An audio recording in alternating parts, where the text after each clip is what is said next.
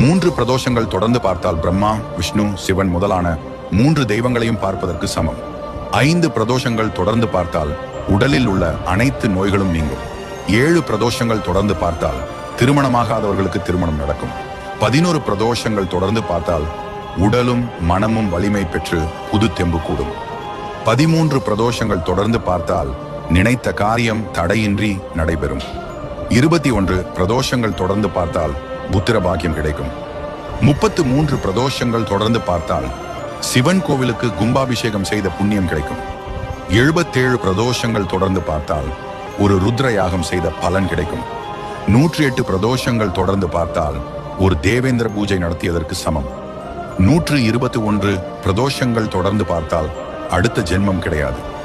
1008 பிரதோஷங்கள் தொடர்ந்து பார்த்தால் அஸ்வமேத யாகம் நடத்தியதற்கு சமமாகும்.